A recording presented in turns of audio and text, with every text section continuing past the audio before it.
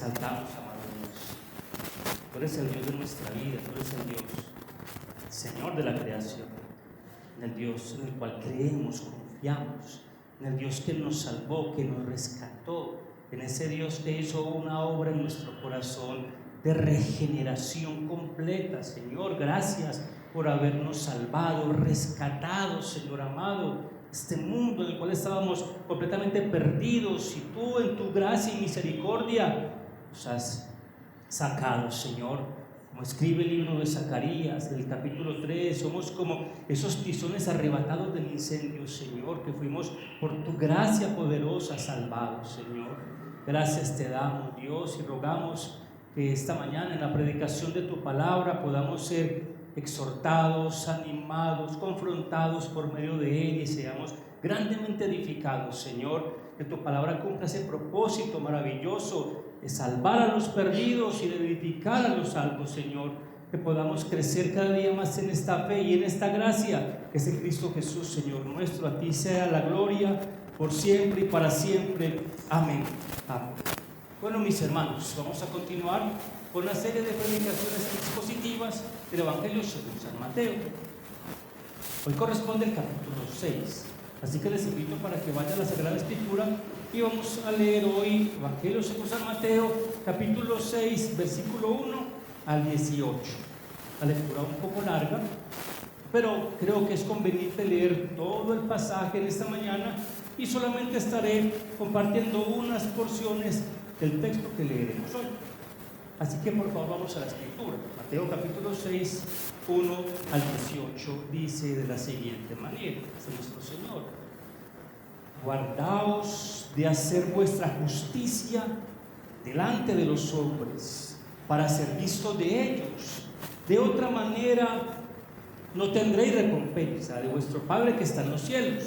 Cuando pues des limosna, no hagas tocar trompeta delante de ti, como hacen los hipócritas en las sinagogas y en las calles, para ser alabados por los hombres. De cierto os digo que ya tienen su recompensa. Mas tú, cuando des limosna, no sepa tu izquierda lo que hace tu derecha, para que sea tu limosna en secreto, y tu Padre que ve en lo secreto te recompensará en público. Y cuando ores, no seas como los hipócritas, porque ellos aman el orar en pie en las sinagogas y en las esquinas de las calles, para ser vistos de los hombres. De cierto os digo que ya tienen su recompensa. Mas tú, cuando ores, entra en tu aposento y cerrada la puerta, ora a tu Padre que está en secreto, y tu Padre que ve en los secretos te recompensará en público. Y orando no usen vanas repeticiones, como los gentiles, que piensan que por su palabrería serán oídos. No os hagáis pues semejantes a ellos, porque vuestro Padre sabe de qué cosas tenéis necesidad antes que vosotros le pidáis.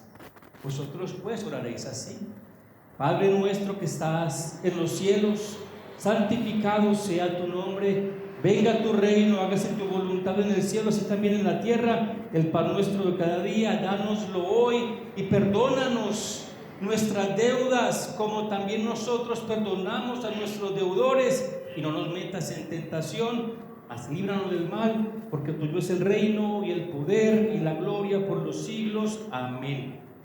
Porque si perdonáis a los hombres sus ofensas, os perdonará también a vosotros vuestro Padre Celestial. Mas si no perdonáis a los hombres sus ofensas, tampoco vuestro Padre os perdonará vuestras ofensas. Cuando ayunéis, no seáis austeros como los hipócritas, porque ellos demudan sus rostros para mostrar a los hombres que ayunan. De cierto os digo que ya tienen su recompensa. Pero tú, cuando ayunes, unge tu cabeza y lava tu rostro, para no mostrar a los hombres que ayunas, sino a tu Padre que está en secreto, y tu Padre que ve en lo secreto te recompensará en público.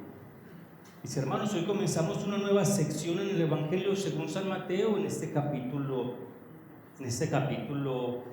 6, y digamos que el Señor hace referencia a tres asuntos importantes de la fe cristiana o del cristianismo, o también podríamos llamarlo también de la religión cristiana, que son el dar, el orar y el ayunar. Digamos que esto tiene que ver con los demás cuando damos, con el Señor cuando oramos y con nosotros mismos cuando, ayunamos, que es una práctica también cristiana, pero podríamos llamarlo esa parte como la mortificación de nuestra carne. Entonces tiene que ver con los demás, con el Señor, pero también con nosotros mismos. Entonces son tres asuntos importantes que el Señor trata en este texto. Hay palabras que se destacan en la lectura que hicimos, no sé si usted de pronto lo notó, palabras como fuertes. Por ejemplo, la hipocresía. Dice, no seáis hipócritas. Y repite otra vez, no seáis hipócritas. Pero después repite otra vez, no seáis hipócritas. Y por ejemplos como estos, como no seáis de esa manera, no seáis hipócritas. Pero por encima de las palabras fuertes que acabo de decir como la hipocresía, está nuestro Dios, ¿cierto? Está el Señor. Este texto no es una descripción, nos da una descripción del cristiano que vive su vida en este mundo. Este texto nos da una descripción del cristiano que vive su vida en este mundo. ¿Cómo es la vida de un creyente? ¿Cómo vive un creyente? Y como dije, son tres asuntos: el dar, el orar, la ayunar. Digamos que Dios nos da por sentado de que esto lo hacemos, ¿cierto? No está diciendo ustedes tienen que hacerlo, no, usted lo hace. Da por sentado de que se hace. La generosidad es parte de la vida cristiana, el dar es parte del cristianismo, la oración es parte de la vida cristiana, pero también el ayuno, o llamémoslo en este caso, mortificación de la carne.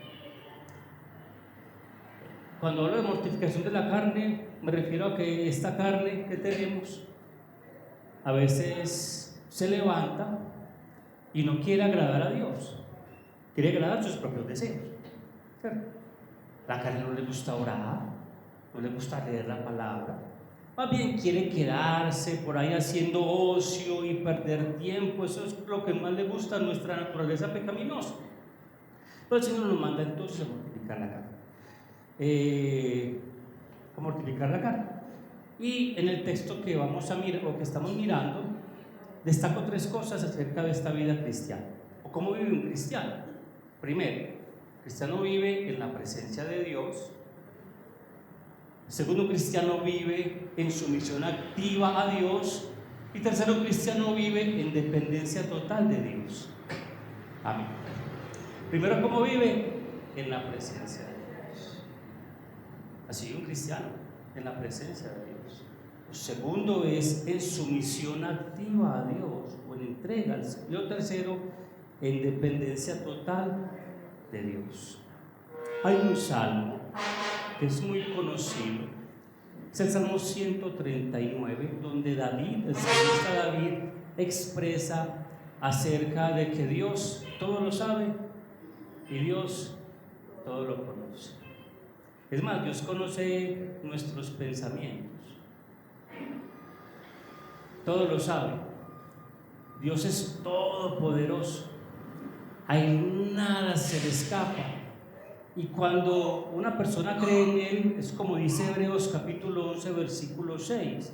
El que crea en Él, el que esté en Dios, crea que Él existe, o sea, crea que le hay.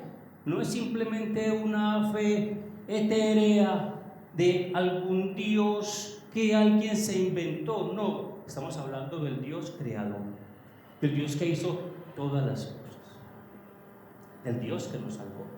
Y antes de continuar, quiero hacer otra lectura que me parece muy importante en el Salmo 139. Le invito para que por favor vaya a la escritura, Salmo 139, rápidamente. Quiero tenerlo también como base en la predicación de esta mañana. Salmo 139, por favor, vaya a la escritura. Dice de la siguiente manera, Salmo 139, 1, dice el salmista David: oh Jehová, que dice: oh Señor, tú me has examinado y conocido, ¿cierto? Pero ¿de qué manera? Aquí lo expresa el salmista David: tú has conocido mi sentarme y mi levantarme, has entendido desde lejos mis pensamientos, has escudriñado mi andar y mi reposo, y todos mis caminos te son conocidos, pues aún no está la palabra en mi lengua, y he aquí, oh Jehová, tú la sabes toda. ¿Qué tal el conocimiento de David? ¿O qué tal la expresión de David en cuanto al conocimiento de Dios? Está diciendo, aún la palabra no ha salido de mi boca y tú ya la conoces.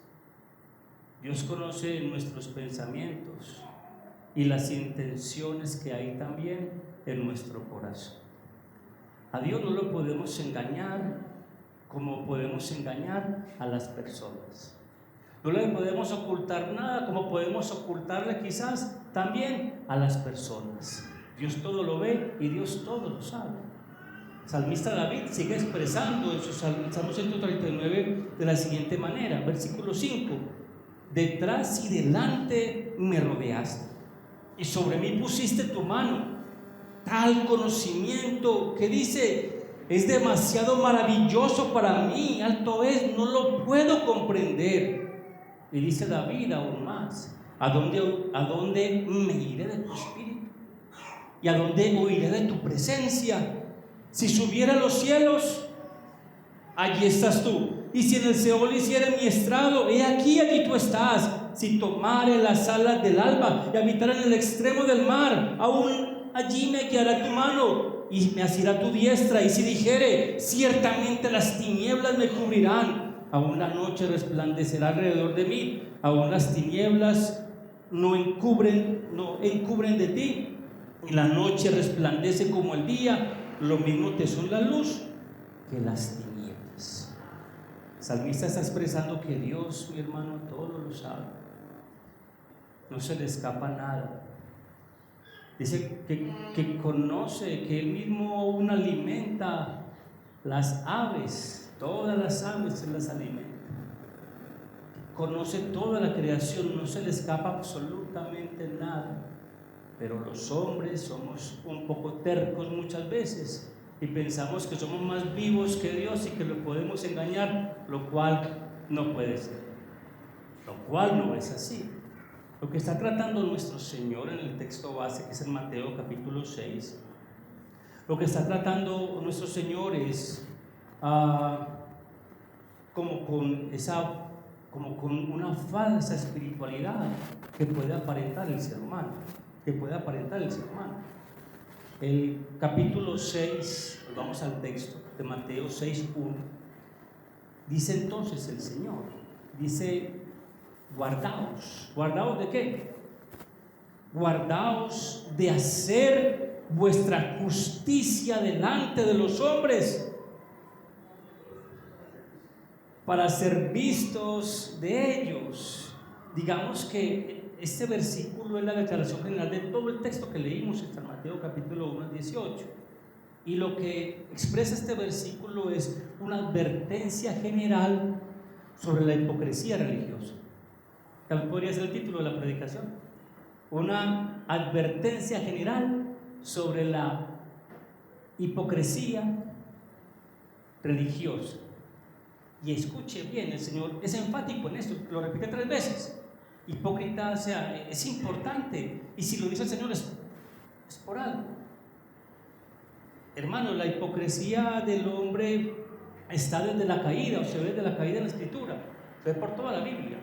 El primer hipócrita en la Biblia fue Caín, que fue con Abel a ofrecer un sacrificio, pero cuando Dios no aceptó el sacrificio de Caín, Caín se enojó y mató a su hermano. Lo hizo de forma hipócrita.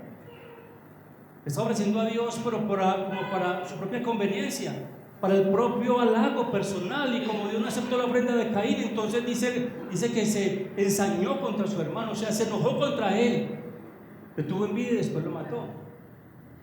Eso fue una falsa ofrenda, la de Caín. Si fuese sido una ofrenda verdadera y aceptable de Dios, hubiera dicho, bueno, Señor, te doy otra que a ti te guste. Pero no, se enojó, era una falsa ofrenda, una ofrenda hipócrita. También podríamos hablar acerca de Absalón, el hijo de David.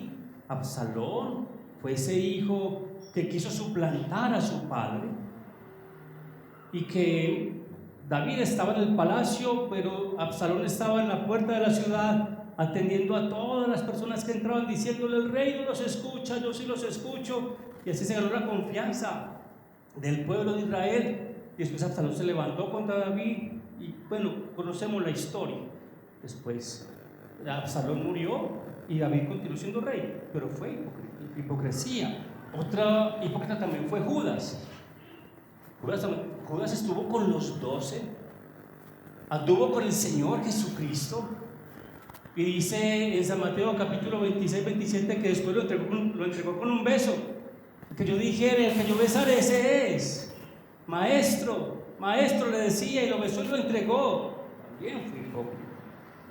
¿O qué tal Ananías y Zafira, que vendieron una propiedad y dijeron al apóstol Pedro, convinieron en dar la parte de la propiedad, pero después lo engañaron y todos dos murieron? Ananías y Zafira. También aparece alguien a que ha escuchado las plañideras. Las plañideras. Es un término del tiempo de nuestro Señor, donde eran mujeres que contrataban para que llorasen en los velorios. Famoso, ¿cierto? Se conocían las plañideras. Entonces, cuando alguien en el tiempo del Señor fallecía, no tenía dolientes, la familia entonces contrataba a estas mujeres, se vestían de ropa de silicio, rasgaban aún sus ropas, se rasgaban llorando casi por el piso por la persona que había muerto, pero resulta que les habían pagado. Entonces era su oficio llorar en los velorios. Ya saben, a los emprendedores era en ese tiempo. Era un falso lamento, pero eran contratadas para que lloraran a sus muertos como si fueran sus seres más queridos, y se tiraban al piso y lloraban por estos muertos. Eran las plañideras. No lo hacían de corazón, lo hacían porque realmente les pagaban. Pero también el pueblo de Israel delante del Señor también fue muy hipócrita con él, porque la adoración para Dios era falsa, porque adoraban falsamente. Y dice que Dios aún se hastiaba de la adoración de su pueblo, porque su intención no era correcta. Digamos que la hipocresía también habita en el corazón del hombre, porque este siempre quiere a veces aparentar y mostrar y engañar, mostrar lo que no es. De hecho, en estos tiempos donde hay tanta tecnología, digamos que hay mucho engaño, ¿cierto? Donde todo se oculta ya por medio de esos aparatos electrónicos. Eso sirven para ocultar cosas, para poner cosas que no son, para aparentar. Hoy en día, bueno, los filtros y no sé, tantas cosas que hay, donde se trata de ocultar tanto, donde se trata de esconder tantas imperfecciones, pero al Señor no se le puede ocultar nada. Las arrugas se pueden quitar con la cámara, ¿cierto? Creo que sí. Está bien. Mis hermanos, ahora el pueblo de Israel fue muy hipócrita con él. Hasta Dios mismo dice: estoy hastiado de ustedes. Estoy hastiado. Se reúnen no para lo mejor, sino para lo peor. Y quiero que miremos solamente como referencia una cita que creo que es importante. En Amós capítulo 5, libro de Amós, es de los profetas menores. Está Daniel, Oseas, y después del profeta Oseas sigue Joel y Amós. Amós capítulo 5, versículo 21. Por favor, dice el profeta Amós 5, 21 en adelante, dice al pueblo de Israel: aborrecí, abominé vuestras solemnidades, y no me complaceré en vuestras asambleas. Y si me ofrecéis vuestros holocaustos y vuestras ofrendas, no los recibiré, dice, ni miraré a las ofrendas de paz de vuestros animales engordados. Quita de mí la multitud de tus cantares, pues no escucharé la salmodia de sus instrumentos. pero corre al juicio como las aguas y la justicia como impetuoso arroyo. Versículo 25, me ofrecisteis sacrificios y ofrendas en el desierto en 40 años, oh casa de Israel. ¿Me ofreciste eso? Respuesta, versículo 26, antes bien, dice el Señor, llevabais el tabernáculo de vuestro Moloc y que un ídolos vuestros, la estrella de vuestros dioses, que los hicisteis. O sea, está diciendo que ni aún en el mismo desierto, siendo guiados por el Señor, lo estaban adorando de corazón. Aún el pueblo de Israel, viendo el sustento de Dios, viendo el maná caer del cielo, viendo la columna en la noche para el frío, la nube para el día, para el calor, siendo guiados por el Señor, dice aún Dios a Amós, aún siendo sustentados completamente por Él, aún lo hacían para sus propios dioses.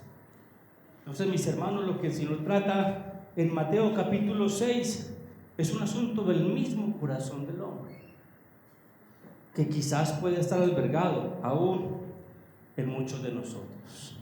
La palabra hipocresía en el tiempo del Señor, bueno, más bien en ese tiempo helenístico, en Grecia la palabra hipócrita era actor, era la palabra actor. Hipócrita era un actor que usaba una máscara. Eso era un hipócrita en el tiempo del Señor, ¿cierto? Era un actor que usaba una máscara. Y lo que está diciendo el Señor al pueblo del Señor en Mateo capítulo 6 es que, versículo 6, es que nos guardemos de aparentarle a las personas. Y trata 3 asuntos importantes que son de vital importancia para el cristiano. Lo primero que trata es con el dar, ¿cierto? Con el dar. Así que le invito para que vaya a Mateo 6, por favor. 6, 1 en adelante dice, repito, guardaos de hacer vuestra justicia delante de los hombres para ser vistos de ellos. De otra manera, no tendréis ¿qué? Recompensa de vuestro Padre que está en los cielos. Cuando pues des limosna, no hagas tocar trompeta delante de ti, como hacen los hipócritas en las sinagogas y en las calles, para ser alabados de los hombres. De cierto digo que ya tienen ¿qué? Su recompensa. Y esto sí que es de vital importancia, porque donde más se puede ver hipocresía es en el momento de dar. Y me surgía una pregunta. He hablado de hipocresía en el Antiguo Testamento, en el Nuevo. ¿Será que eso se puede ver en la iglesia ahora?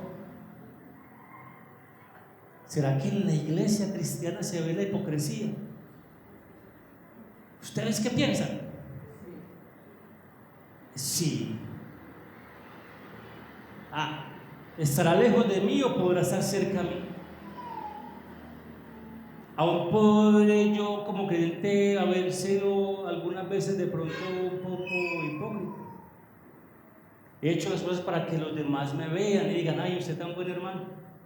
Es más, a la hora del dar, en muchas congregaciones, las personas que más a veces pueden tener, digamos que cierto estatus o poder, son los que más dan.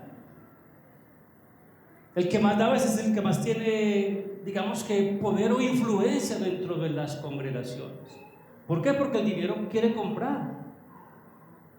Porque el dinero o las apariencias también, hay que tratar de una manera especial a las personas que más dan. Y el Señor está diciendo, no, eso es hacerlo como los hipócritas. Y nos ha pasado, y escuchando testimonios de pastores acerca de este asunto, a muchos les ha pasado lo mismo, donde han ido personas pudientes y les han dicho, pastor, ¿cómo está? Muy bien, yo quiero venir a la congregación y yo quiero aportar mucho y yo quiero dar. Y muchos que tienen dinero quieren comenzar mostrándose que tienen y que pueden dar, y de esta manera quieren aparentar.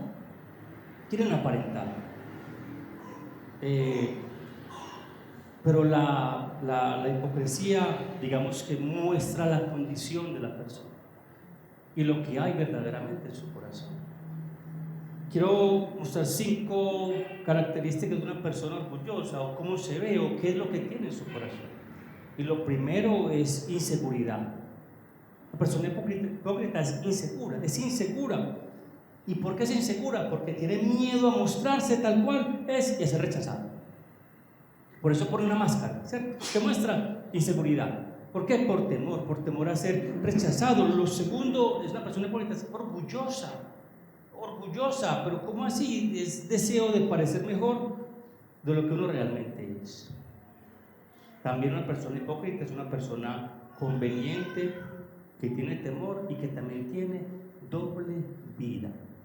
Entonces pone esa máscara y esa apariencia. Entonces dice el Señor, corrigiendo este asunto en cuanto al dar, versículo 12 y 2: cuando pues des limosna, no hagas tocar trompeta delante de ti.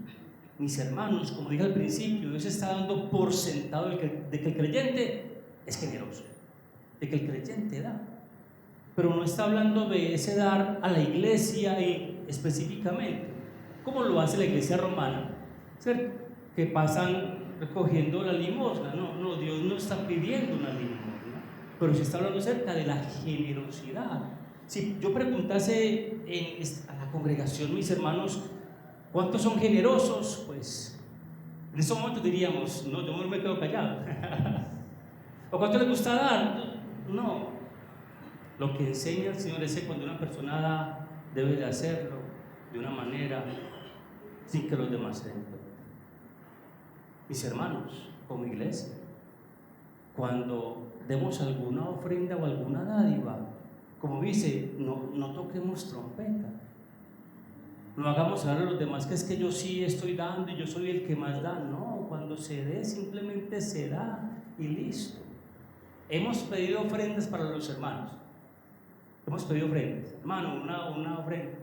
Y gracias al Señor, los hermanos hasta dan y no hay necesidad de decir quién dio, no hay necesidad, porque el que da lo hace con un corazón verdaderamente sincero y no esperando un aplauso como muchas veces se puede esperar. No, cuando demos de corazón sincero y verdaderamente. De hecho, nuestra iglesia es una iglesia generosa, que siempre, cada 8 días, siempre traen un mercado para compartir con los hermanos. Y se da, pero cuando lo hacemos procuramos de que no estemos diciendo quién dio, para quiénes, simplemente se hace. Entonces, mi hermano, lo primero es cuando al dar, Dios hace la advertencia: cuando démoslo, hagámoslo simplemente sin tocar trompeta. Pero dice el Señor, versículo 6: mas cuando tú des limosna, no sepa tu izquierda lo que hace tu derecha, para que sea tu limosna en secreto, y tu Padre que ve en lo secreto te recompensará en público. Y aquí habla también 3 veces de recompensas. ¿A qué recompensa se refiere el Señor que está hablando en el texto? A que nos va a hacer millonarios. ¿A qué recompensa se refiere el Señor? ¿Para qué es su recompensa? ¿Qué espera un creyente? ¿Hacerse multimillonario y conseguir y tener? ¿Es la intención del Señor? No, de ninguna manera. De hecho, le invito ahí mismo, Mateo capítulo 6, el versículo 19, dice de la siguiente manera: no os hagáis tesoros, ¿en dónde? En la tierra, donde el orín y la polilla corrompen y donde ladrones minan y hurtan. No está hablando acerca de las riquezas de esta vida. La recompensa para el hipócrita es el reconocimiento del hombre. La recompensa para el creyente es el reconocimiento del Dios mismo y la salvación de su alma. Así que lo vamos a hablar un poco más. La iglesia no está llamada o está llamando a que todos tenemos que ser ricos porque nuestro Dios es rico, como muchos pretenden. Es que el que predica la palabra tiene que tener riquezas y todo eso. No, en ninguna manera. En ninguna manera. En la iglesia cristiana donde el pastor sea rico y multimillonario, yo creo que es una iglesia donde no se predica el sano evangelio. El pastor no está para enriquecerse.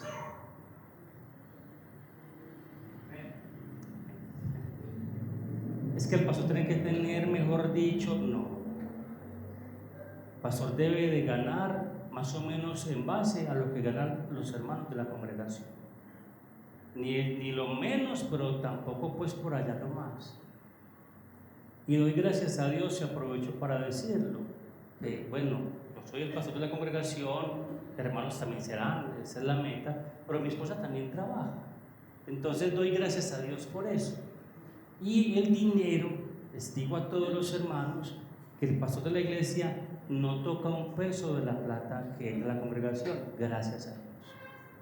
Yo no sé cuánto, bueno, la hermana es la que tiene la contabilidad de la iglesia y ella es la que toma el dinero. Yo no toco un peso de la plata, yo recibo el sueldo de la congregación, lo que la iglesia puede pagar, pero no toco nada del dinero. O sea, yo no sé cuánto son las entradas o cuánto un hermano pone de ofrenda, no conozco, pero Dios sí lo sabe. Y eso es lo más sano que puede tener una congregación. Que el pastor no toque un peso de las ofrendas. Y oramos a Dios para que sea así siempre, y eso es lo más correcto y lo más sano. Entonces el pastor no está para enriquecerse, no está para llenarse de dinero y para conseguir y para tener, como lastimosamente hay unas falsas predicaciones donde algunos pueden enseñar que el pastor tiene que tener un avión personal. Y hacen colecta para el avión del pastor, bueno, no en Colombia, en otros países. O una colecta para, no sé, no, hermano. Sería muy triste el apóstol Pablo en el tiempo con sus lujos y los hermanos ahí en la pobreza. No creo que el apóstol Pablo, ni el Señor, ni ninguno hubiese hecho eso. Ninguno. Igual también este tiempo. El principal ejemplo tiene que ser entonces las personas que están al frente de la congregación.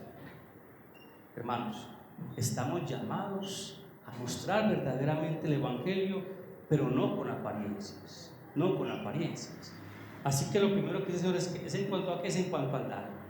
Lo segundo es en cuanto al orar. Capítulo 6, versículo 5, dice el Señor: y cuando ores, ¿qué dice? No seas como los hipócritas, porque ellos aman el orar en pie en las sinagogas y en las esquinas de las calles para ser vistos de los hombres. De cierto os digo que ya tienen su recompensa. También en el tiempo del Señor los fariseos y los escribas eran muy dados a orar en las plazas públicas y a mostrar que en sus largas oraciones tenían mucha devoción a Dios, pero realmente lo hacían solamente para mostrar su espiritualidad. En las iglesias cristianas, la superestrella es el Señor, no es el hombre. Quien predica es un servidor de los demás, no está por encima de los demás. No es que vino el siervo de Dios, es invitado y entonces todos acuden porque llegó el hombre de Dios. Pues no, mi hermano, realmente lo importante es el Señor Jesucristo. Y el ungido es el Señor Jesucristo, y el poderoso es el Señor Jesucristo, no el hombre, no el hombre. El llamado es a que oremos, pero no a creernos más espirituales que los demás. La persona que ora mucho no es más espiritual que aquel que ora menos. Al contrario, es una persona que ora, antes es mucho más humilde que los demás. El llamado es a orar. Claro, aprovecho para meter aquí una cuñita. Hermanos, ¿qué tal nuestra vida de oración? ¿Cómo vamos? ¿Cómo va nuestra vida de oración? ¿Bien regular o más o menos? Tirando a mal. ¿Cómo va nuestra vida de oración? ¿Estamos orando en la semana? Hago otra pregunta, mis hermanos. Si juntamos nuestro tiempo de oración esta semana, ¿cuánto tiempo más o menos hemos orado? Llegaremos a 20 minutos en toda la semana, a media, o ni a eso alcanzamos. Dios está dando por sentado que el cristiano ora, de que el creyente está en comunión con Dios verdaderamente todos los días, de que el creyente está en sumisión y en rendición a Dios. ¿Cómo? En oración, y que regularmente ora. Y claro, hablar de oración no es fácil, Porque la mayoría de nosotros a veces no oramos lo suficiente. De hecho, el creyente promedio no está a gusto con su tiempo de oración, pero es una necesidad de un cristiano verdadero. El punto acá no es si se ora o no se ora, estamos constatando de que sí se ora, pero el punto es cómo se hace. Dice el Señor en el versículo 6: mas tú cuando ores, entra en tu aposento y cerrada la puerta, ora a tu Padre que está en secreto, y tu Padre que ve en lo secreto, ¿de qué? Te recompensará en público. Pregunta, ¿de qué recompensa está hablando el Señor? Más 2 veces recompensa, ¿cierto? ¿De qué recompensa está hablando? ¿Será que Dios lo va a poner en alto por encima de los demás? Y lo va a exaltar y ese es el ungido mío. ¿Será que esa es la recompensa? ¿De qué recompensa está hablando el Señor? ¿A qué nos está diciendo qué vamos a recibir entonces? Cuando doy recompensa, cuando oro correctamente recompensa, mi Padre que ve en lo secreto, el Padre lo conoce, entonces ¿qué tendrá para mí? ¿Cuál es la esperanza entonces de un creyente? ¿Cuál es la esperanza de un creyente? ¿Tú qué esperas de esta vida? ¿Tú qué esperas que el Señor te otorgue? ¿Qué esperamos que Dios nos otorgue? ¿Qué esperamos? Creo que ya somos muy bendecidos. Creo que somos muy bendecidos.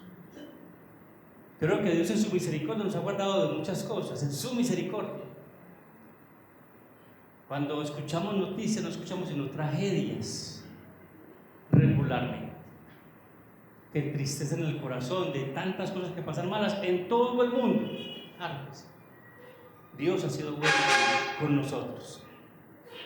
Nos ha guardado de tantas cosas, nos ha hasta protegido de tantas cosas, que en las cosas pequeñas no vemos la grandeza y el amor de Dios. Él nos ha guardado y nos ha bendecido. Y no estoy hablando de que esa es la recompensa, estoy hablando de que Dios en su misericordia ha sido bueno con nosotros. Mis hermanos, el creyente está llamado a dar con generosidad, pero también a orar al Señor y orar, digámoslo así, extensamente para con el Señor. Versículo 7 dice: y orando no uséis vanas repeticiones, ¿como quiénes? Como los gentiles, que piensan que por su palabrería serán oídos.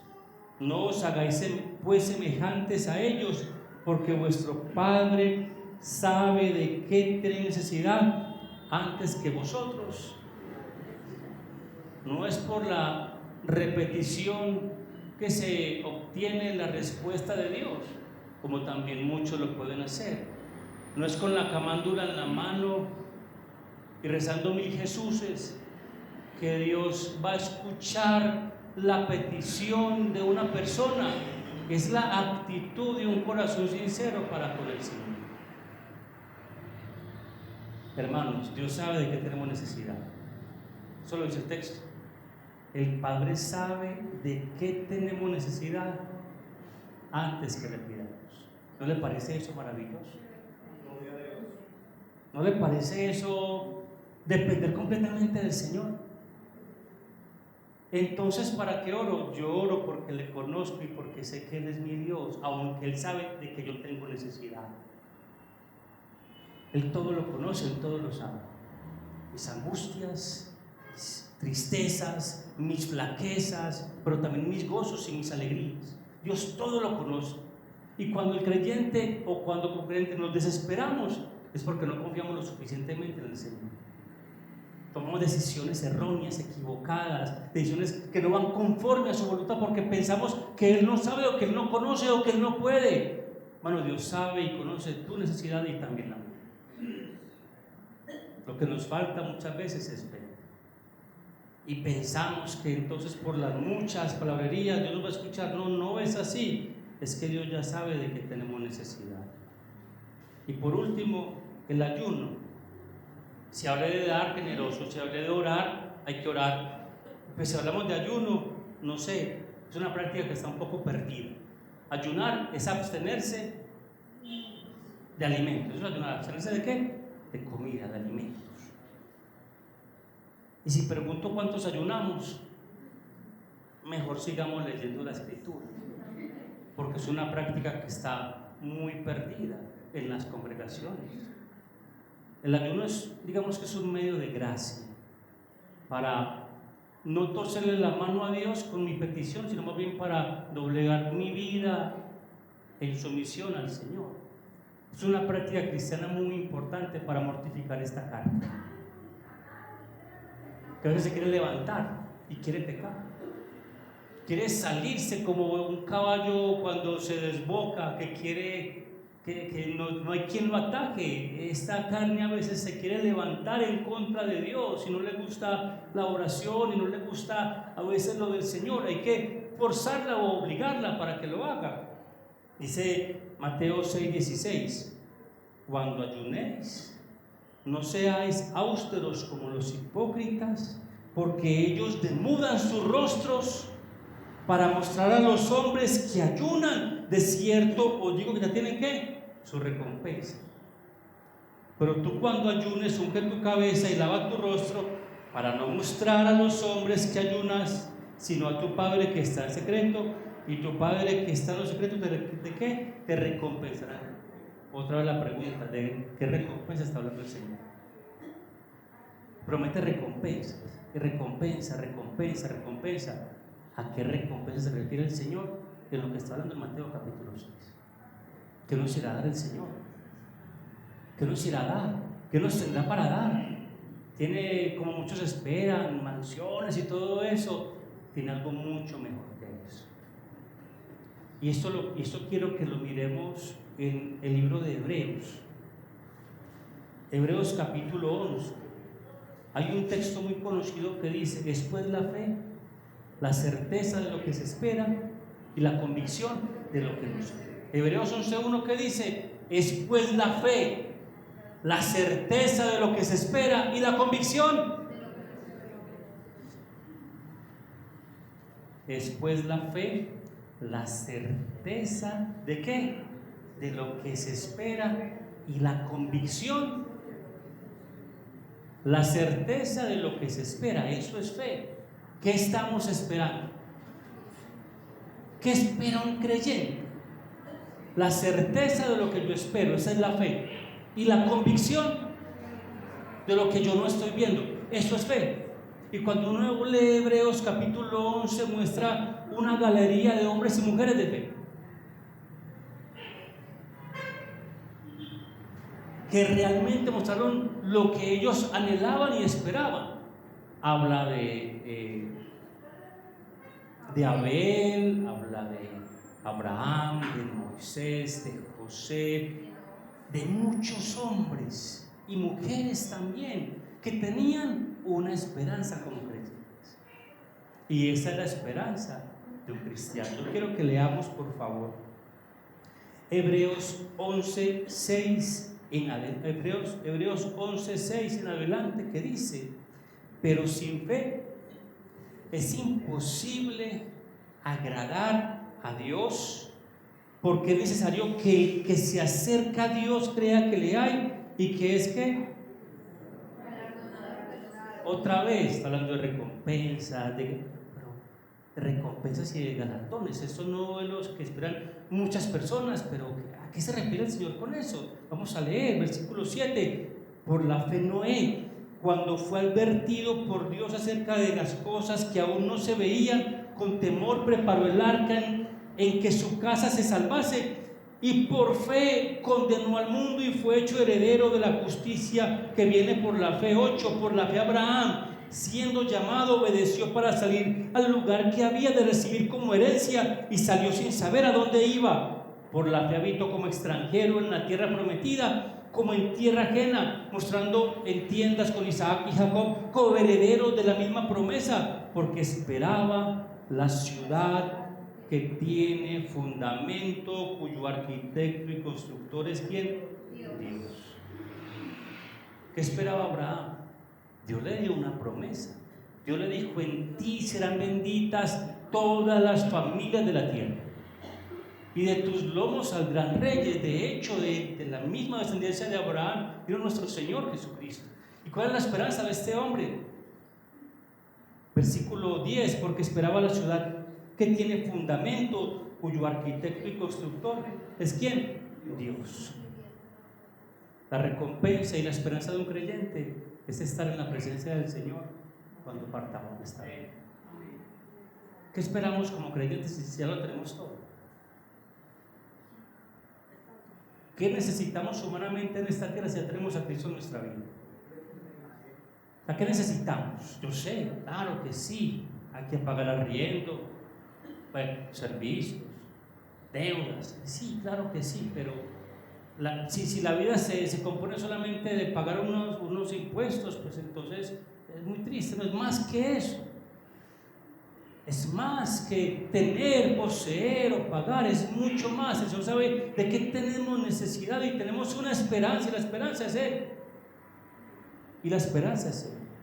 También hablando de Moisés, Hebreos capítulo 11, versículo 23, dice: por la fe Moisés, cuando nació, fue escondido por sus padres por 3 meses porque le vieron niño hermoso y no temieron el decreto del rey. Por la fe Moisés, hecho ya grande, rehusó llamarse hijo de la hija de Faraón, escogiendo antes ser maltratado con el pueblo de Dios que gozar de los deleites temporales del pecado, teniendo por mayores riquezas el vituperio de Cristo que los tesoros de los egipcios, porque tenía puesta la mirada ¿en dónde?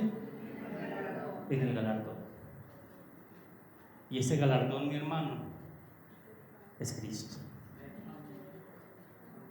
Y el que tiene ese galardón o esa recompensa ya está más que suficiente o más que bendecido.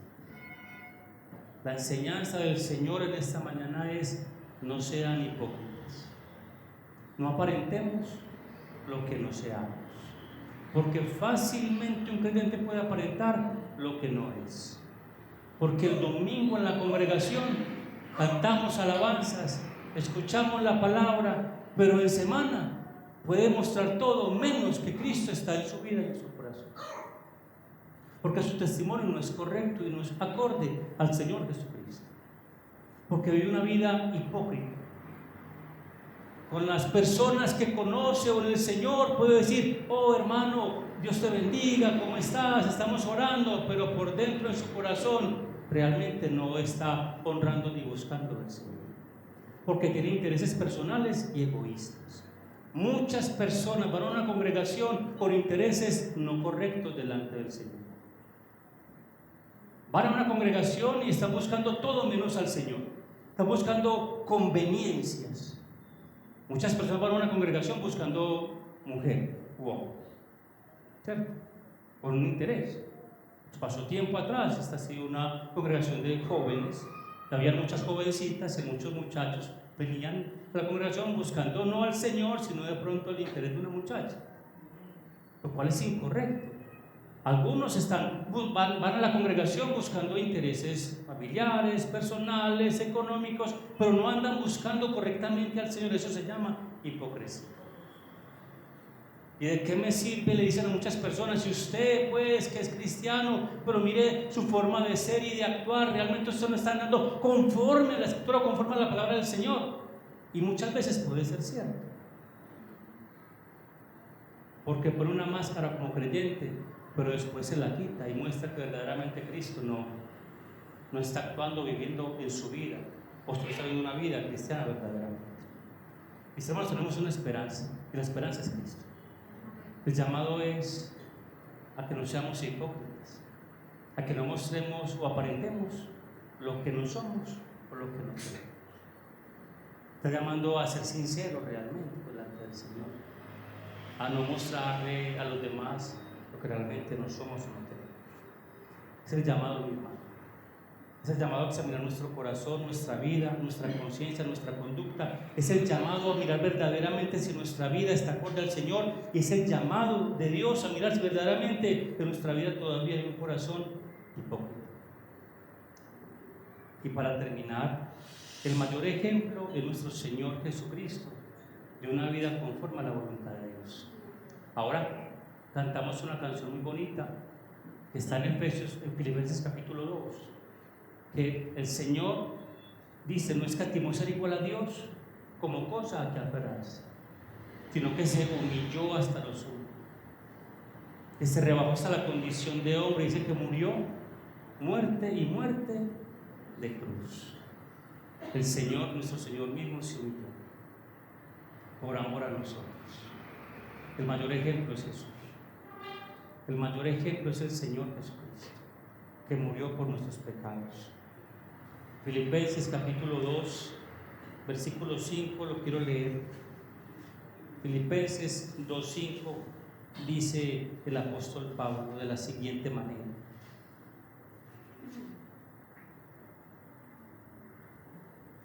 haya pues en vosotros este sentir que hubo también en ¿quién? Cristo Jesús. ¿Qué está diciendo el apóstol Pablo? ¿Hayan ustedes qué? Ese mismo sentir que también hubo en Cristo. ¿Qué sentir hubo en Cristo? Dice, el cual, siendo en forma de Dios, no estimó el ser igual a Dios como cosa a que aferrarse, sino que se despojó a sí mismo, tomando forma de siervo, semejante a los hombres, y estando en la condición de hombre, se humilló a sí mismo, haciéndose obediente hasta la muerte, y muerte de cruz. El mayor ejemplo entonces es nuestro Señor Jesucristo. Si queremos compararnos con alguien, comparémonos con el Señor. Pero ¿se quedó ahí? No, el apóstol Pablo dice, versículo 9, por lo cual también le exaltó hasta lo sumo y le dio un nombre que es sobre todo nombre, para que en el nombre de Jesús se doble toda rodilla de los que están en el cielo, en la tierra y debajo de la tierra, y toda lengua confiese que Jesucristo es el Señor, para gloria de Dios Padre. El llamado a la iglesia verdaderamente es a mostrar una condición genuina delante del Señor y a dejar a un lado lo que no es de Él. Vamos a orar al Señor en esta mañana y vamos a clamar al Señor. Póngase de pie, mi hermano, por favor. Vamos a orar.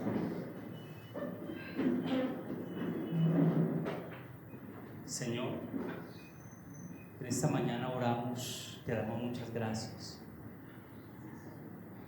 Primero te pedimos perdón, porque posiblemente hayamos sido hipócritas en nuestra forma de ser, de actuar. Rogamos que nos enseñes y nos ayudes a vivir una vida conforme a tu palabra, Señor. Pedimos perdón si nuestra conducta ha sido errónea, errada, errática, Señor. Y rogamos, Padre, que nuestra vida entonces seas tú levantándolo cada día más. Señor, queremos honrar tu nombre, Dios, y rogamos para que tu nombre sea exaltado. Padre, ponemos delante de ti nuestra vida, lo que somos, lo que tenemos, Señor. Ponemos delante de ti nuestra familia, nuestros empleos y todas las cosas, Señor. Dice tu palabra que tú todo lo conoces, que sabes ya de qué tenemos necesidad, pero nos rendimos a ti reconociendo que tú eres el Dios de nuestra vida y el Dios de nuestra salvación. Y ponemos delante de ti todo lo que somos y todo lo que tenemos. Señor, esta mañana oramos por cada hogar, por cada familia, Señor. Oramos para que los padres puedan levantar a sus hijos con temor y reverencia delante de ti. Oramos por los hijos para que estos honren a sus padres como ha de ser, amado Señor. Oramos para que la familia de Cristo, que es tu iglesia, Señor, ande conforme a ti, Padre de la gloria. Muchas gracias, Dios, por amarnos tanto. Gracias por bendecirnos tanto, Señor. Padre, ponemos esta semana en tus manos. Oramos y bendecimos cada hogar, oramos por cada hogar, bendecimos, Señor amado, cada hogar, rogamos por él para que seas tú guardándoles, protegiéndolos y proveyéndoles cada día más. Oramos para que las familias y los hogares sean cada vez más conforme a ti, Señor, que la iglesia de Cristo sea una iglesia que refleje tu gracia, una iglesia que refleje tu amor, una iglesia que refleje tu bondad y tu misericordia, Señor. Gracias te damos por este tiempo, gracias te damos, Señor, por esta congregación y también gracias por tu palabra. Te adoramos en esta mañana, en Cristo hemos orado, amén y amén. Amén, hermanos. Dios les bendiga.